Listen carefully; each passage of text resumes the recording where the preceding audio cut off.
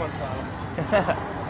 Cool. So for anyone that hasn't been following the project, give us a bit of a top line overview of it. Sure. So I mean, Battlefield Bad Company 2 came out earlier in March. Off to great success. We've sold over 5 million units worldwide, and so we're obviously very pleased with that. And had great success. We've been releasing pieces of content for players called VIP map packs, and now we're kind of ready to come out with our big digital expansion pack, and that's Battlefield Bad Company 2 Vietnam. Cool. So what's changed?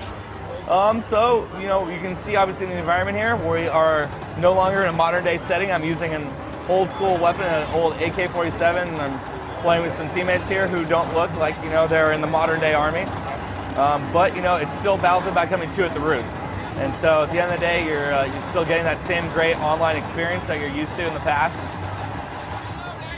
It's just a lot of new settings, weapons, vehicles, all that stuff has changed and been kind of backdated, if you will, not updated, to Vietnam era. So as you can see here, I'm using an old AK-47. We have some of our partner guys around us here. There's quite a few, there's quite a few bad guys around. Oh, finally get down. One of the cool things we've done, as you saw kind of the opening intro, is we have a bunch of older vehicles. We have 6 of them to be exact. And one of them there, we'll go get it this time again, is my favorite, the Huey helicopter. And of course, Battlefield's always known for, the fantastic online gameplay, but vehicles always make a big part of that. As you saw, there's plenty of destruction still involved. So all those core tenets are still there. There's just a lot of new elements specifically for the Vietnam era. So you can see here I am in the Huey. We're gonna go. Maybe we're gonna go take the fight to the Viet Cong right here. I think I'm playing as. Oh, here we go. We got some. Somebody doesn't want you to. Yeah, someone doesn't want me to. So we're gonna go and come in hot in a second here. We also have a whole bunch of. Nice. There we go. Let my teammates take it out the rest of the way. Woo. Going from a modern setting to Vietnam, where you are limited by the kind of era-specific stuff that you can put into the game, is that a challenge or an opportunity? I think it's a little bit of both.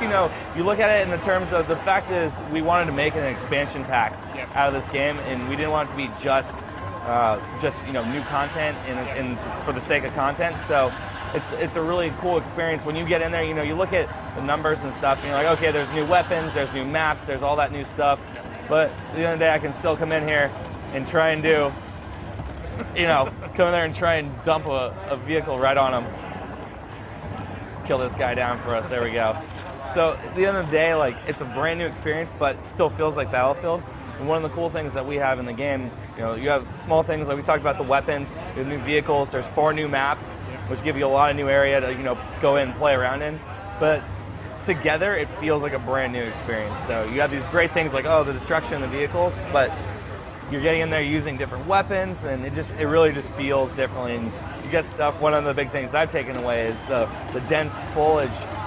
You can come in and you snipe, and it's very different. You can sit in a big pile of bushes and shoot guys, and no one can really see you. Then you move to a different pile and you shoot them again. And in the modern setting and with the weapons that we have. In the regular version of Bad Company 2, it's not quite the same, so it just opens up slightly new gameplay elements. One of the cool things that we have with Battlefield.com, we have a blog, and we post every time we do a major change or update. We post a lot of those changes, what they are. Slightly tweaking or balancing weapons is a really big thing. Making sure that if something seems like it's slightly over or underpowered, you can adjust it, you can tweak them and tune them. And so I think that's one of the big things. If you look even back before the game came out, the betas that we ran, giving people the option to give us feedback on a non-final game and then see those changes in action when they finally load the disc in the tray. I think it's not only rewarding for those players, but it's also very beneficial for everyone in the whole experience. We come out with a game that's already had testing on it in ways like that. So the Battlefield team always has been highly respectful and receptive to the community. So even more so coming in with this title in this game. I think a lot of people are excited about it, and in a lot of ways it's a good nod back to a older game that we may have made a handful of years before. Yeah. So what are you showing here that's new?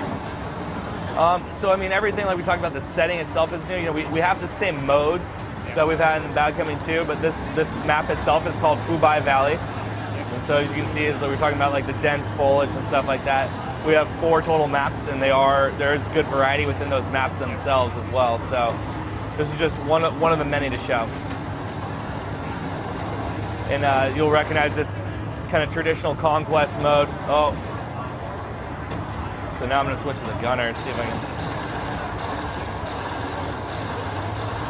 All right.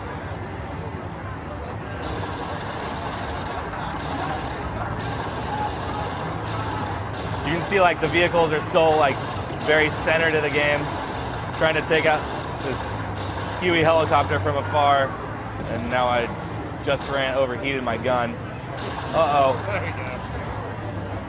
we go. Oh no! Oh.